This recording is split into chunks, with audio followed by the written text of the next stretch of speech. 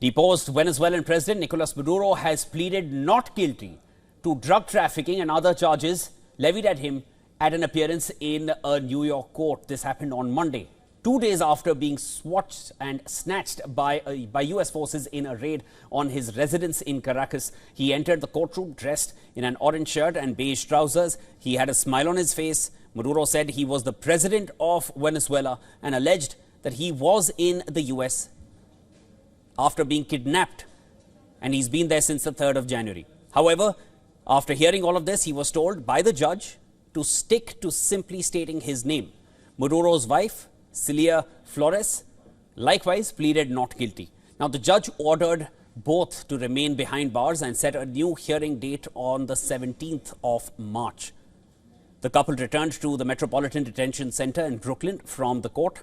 In Venezuela, demonstrators rallied in the streets of Caracas demanding Maduro's release and to show their support for Delcy Rodriguez, the interim president of Venezuela, formerly the vice president under Nicolas Maduro.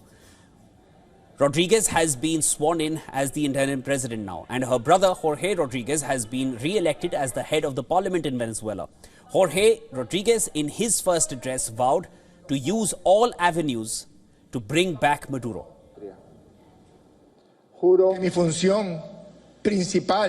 My main function in the days to come, my role as a man, as a deputy, as president of this National Assembly, will be to resort to all procedures, all platforms, and all avenues to bring back Nicolas Maduro Moros, my brother, my president.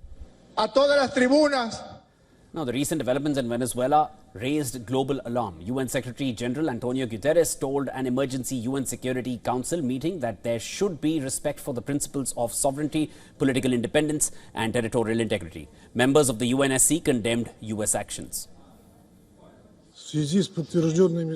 There is no and can be no justification for the crimes cynically perpetrated by the United States on Caracas. We call on the US to ensure of the personal safety of President Maduro and his wife and to release them at once. We support the Council in fulfilling its responsibility to make international peace.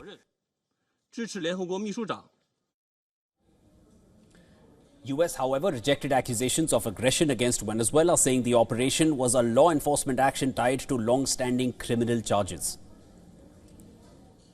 There is no war against Venezuela or its people. We are not occupying a country.